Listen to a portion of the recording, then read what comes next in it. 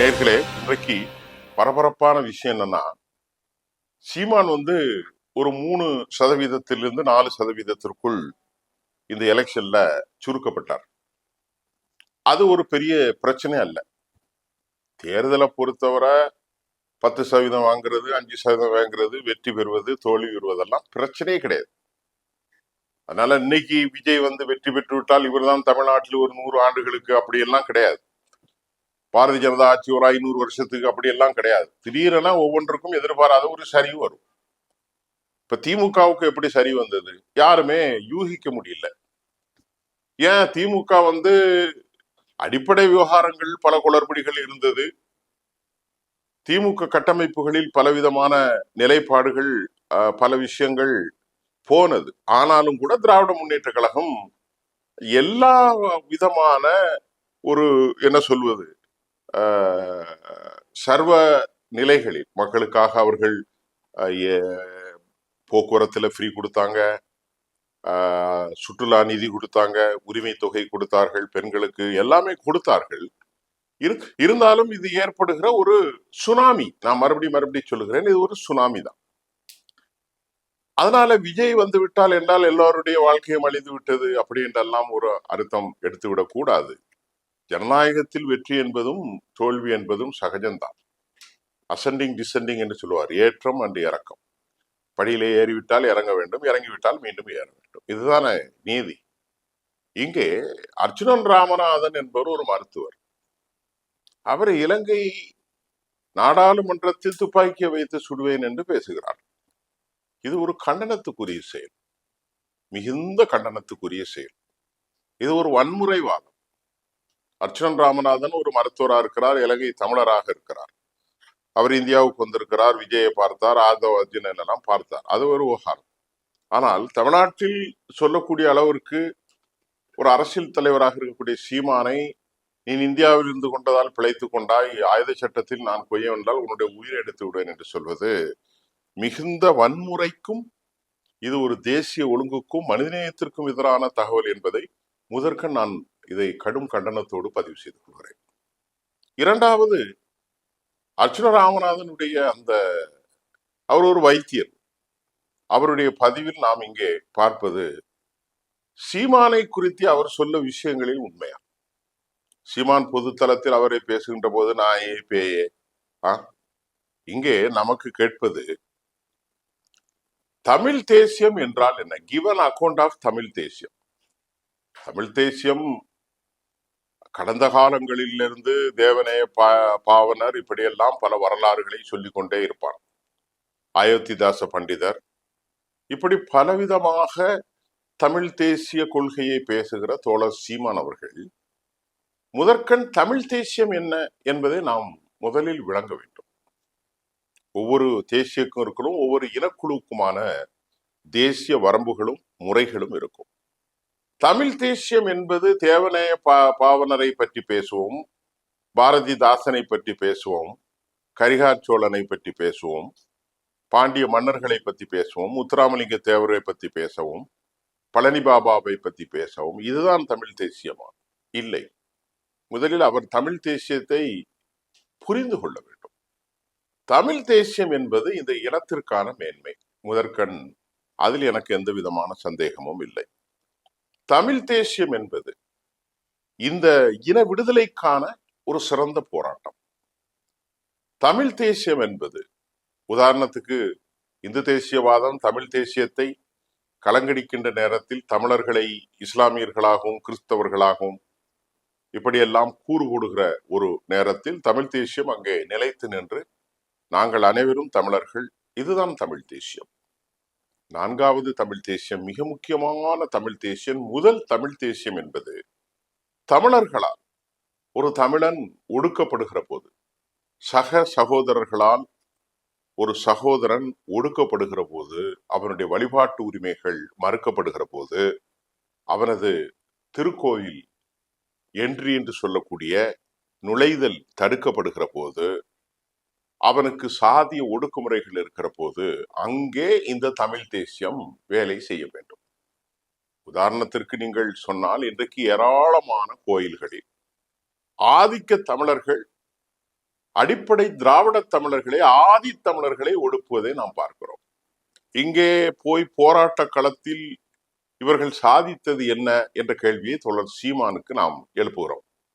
இங்கே பறையர் என்றும் பல்லர் என்றும் அருந்ததி என்றும் பல நிலைகளில் தமிழ் தேசியவாதிகள், அருந்ததியை விட்டுவிடுங்கள், அவர்கள் தெலுங்கு பேசுபவர்கள், இவருடைய பாலிசி. நம்முடைய பாலிசியில் கேட்டால் பறையர்கள் பச்சை தமிழர்கள், பறை என்று சொன்னால் முரசு, அதைத்தான் அவர்கள் அறிவித்தார்கள். ஆகவே பறையர்கள் என்று அறிவிக்கப்பட்ட இவர்கள் திருக்கோயில்களுக்கு செல்லக்கூடாது இல்லையா, பொதுக்குளத்தில் தண்ணி எடுக்கக்கூடாது, பல ஊர்களில நெகமம் போன்ற ஊர்களில் இன்றைக்கும் இரட்டை கோலை முறை, அவர்கள் சைக்கிளில் செல்லக்கூடாது, தலைப்பாகை கெட்டி கொண்டு செல்லக்கூடாது, இப்படியெல்லாம் ஒடுக்குமுறை.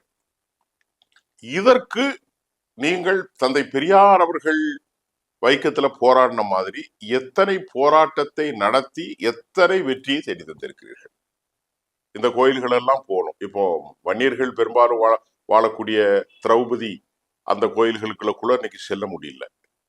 அதே மாதிரி சாத்தூர்ல, அதே போல முக்குளத்தூர், அங்கே கூட செல்ல முடியவில்லை. அவர் இசைக்கு தேவர், இசைக்கு பாண்டியன் அதை சரி செய்து வைத்தார், இசைக்கு ராஜா.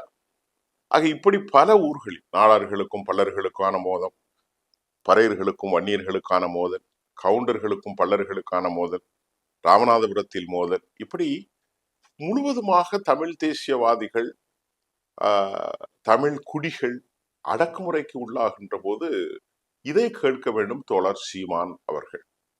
அர்ச்சுனன் ராமநாதனுடைய கருத்தில் ஒரு பிச்சைக்காரன் தன் காலில் இருக்கிற புண்ணையோ கையில் இருக்கிற புண்ணையோ அவன் ஆற்ற விரும்ப மாட்டான். அது அவனுக்கு முதலீடு. அதை காட்டி காட்டித்தான் அவன் மக்களிடத்திலே இதை காட்டி காட்டி எங்களுடைய வலிகளை பாருங்கள், எங்களுடைய வலி என்ன இருக்கிறது, இந்த புண்ணால் நான் படுகிற வேதனை இருக்கு, தர்மம் போடுங்கள் என்று கேட்பதை போன்று எங்கள் வழியை அவர் காட்டி காட்டி பணம் சம்பாதிப்பது, ஈழத்து மக்களிடத்திலே ஏராளமான பணங்களை அவர் காவு கொள்வது எங்களுக்கு வலி ஏற்படுத்துகிறது. பணத்தை வாங்கி கொண்டாலும் எனக்கு கவலை இல்லை.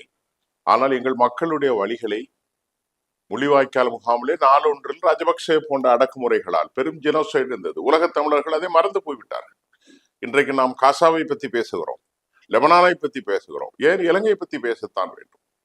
ஆர்மேனியன் படுகொலையை பற்றி பேச வேண்டும், அசர்பைசானில் நடக்கும், லித்துவேனியாவில் நடப்பதை பற்றி பேச வேண்டும், இலங்கையிலே பேச வேண்டும். அன்றைக்கு கெல்லமாக்கரே போன்றவர்கள், டெஸ்மண்ட் டூடு போன்றவர்கள் எல்லோருமே இந்த பிரச்சனைகளை மிக அதிகமாக பேசக்கூடிய ஒரு காலத்தில் இலங்கை தமிழர்களின் தோழர் மேன்மை மிகு பிரபாகரன் அவர்களை மட்டும் பேசுவதும் ஆமைக்கறி சாப்பிடுவதும் தான் தமிழ் தேசியம் அல்ல.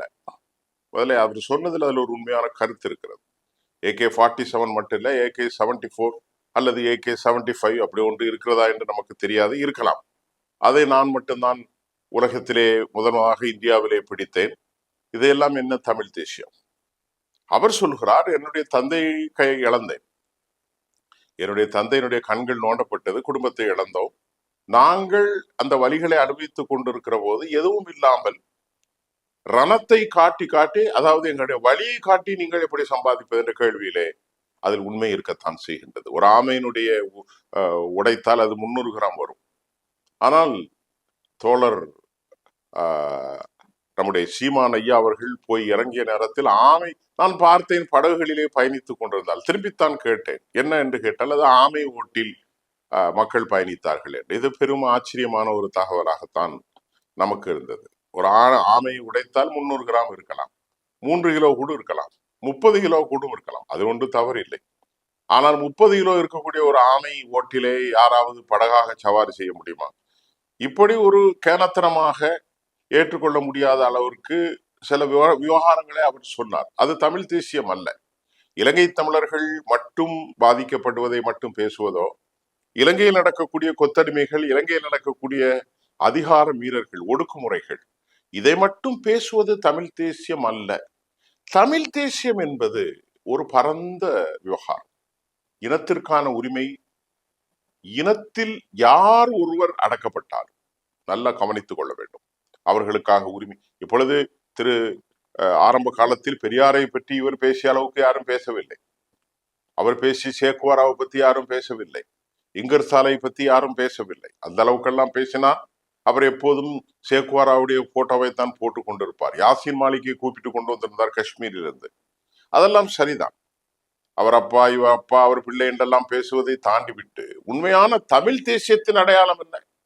உண்மையான தமிழ் தேசியத்தின் அடையாளம் தமிழர்களினுடைய விடுதலை. முதல் விடுதலை என்பது இலங்கை தமிழர்களின் விடுதலை 2ஆம் பட்சம். அது முதல் பட்சமாக வைத்துக் கொண்டாலும் முதலில் இங்கே வாழுகிற மண்ணின் தமிழர்களுக்கான சுடுகாடு இல்லை. நான் அண்மையிலே பார்த்து கூட கண்ணீர் வடித்தேன். நீங்கள் பறையராக பிறந்து விட்டால் உங்களுக்கு இந்த மண்ணில் இடம் இல்லை. பிணத்தை தூக்கி கொண்டுதான் போக வேண்டும்.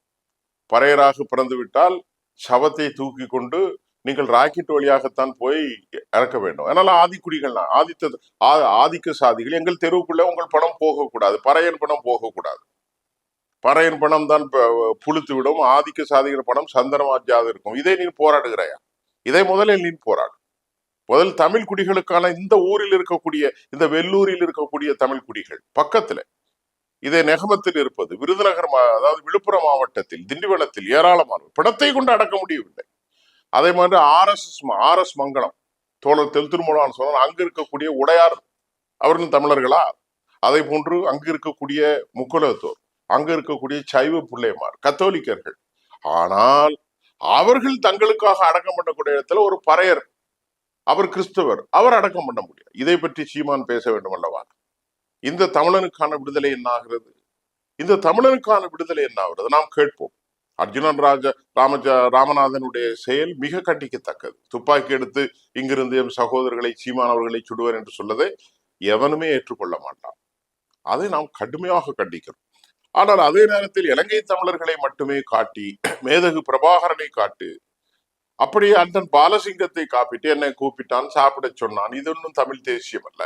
உணர்வுகளால் கட்டப்பட்டு இன்றைக்கு அவர்கள் வெளியே போனதற்கு இந்த தமிழ் தேசியத்தினுடைய தோல்விதான். தமிழ் தேசியம் என்பது அடக்குமுறைகளுக்கு எதிராக போராடுவது.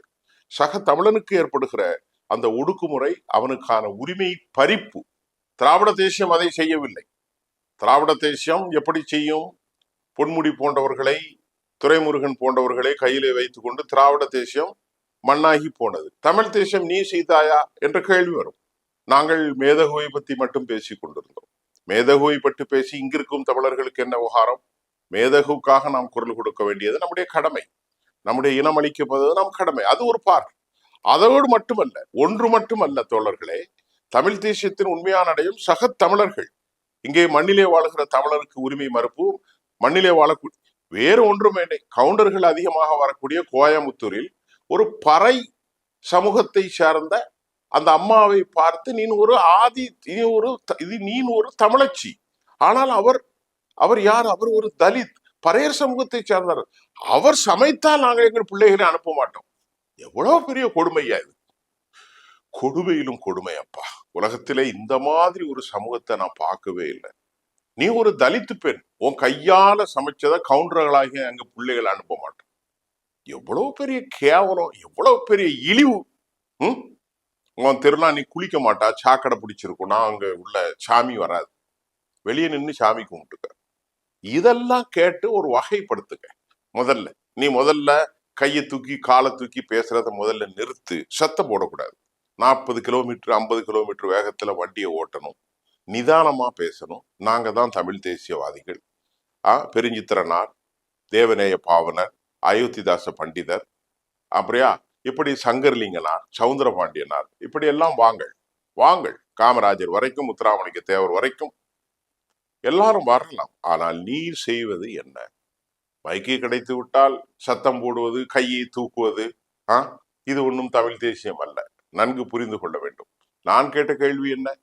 இங்கே ஒரு பெண், நான் ஒரு பறையர் சமூகத்தில் பிறந்தால் அவள் கையால் சமைத்த நாங்கள் சாப்பிட மாட்டோம், எங்க பிள்ளை அனுப்ப மாட்டோம்னு சொல்லக்கூடிய ஒரு ஆதிக்க வெறி பிடித்த தமிழ் சமூகத்தில் சீமான் செய்தது என்ன?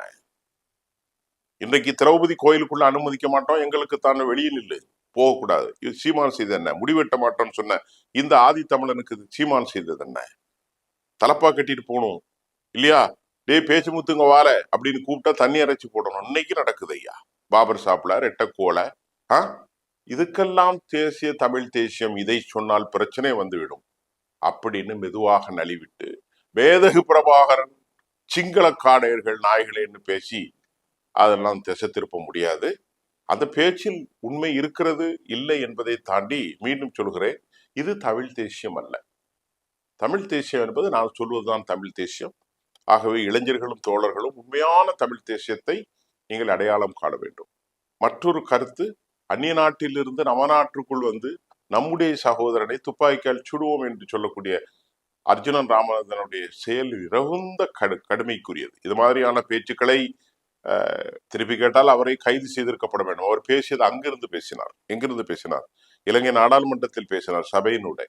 அதை எப்படி ஏற்றுக்கொண்டார்கள் என்று தெரியவில்லை. துப்பாக்கி கலாச்சாரத்தை ஒரு எம்பி, ஒரு சட்டத்தரணி ஏற்றுக்கொண்டு நான் அங்கிருந்து சுட்டு விடுவேன் என்று சொல்வதை அதை ஏற்றுக்கொள்வது முடியாது. ஆக இப்படிப்பட்ட நேரத்தில் நாயை பேன்னு மறுபடி பேசுகிறார் சீமான் இங்கே கடந்து. இதுவும் ஏற்றுக்கொள்ள முடியாது. ஆகவே தமிழ் தேசியத்தை அடையாளம் கண்டு நீங்கள் செயல்பட வேண்டும். இது ஒரு அனலிட்டிக்கலான ஒரு செய்தி. மீண்டும் அடுத்த செய்தியில நான் உங்களை சந்திக்கின்றேன். நன்றி.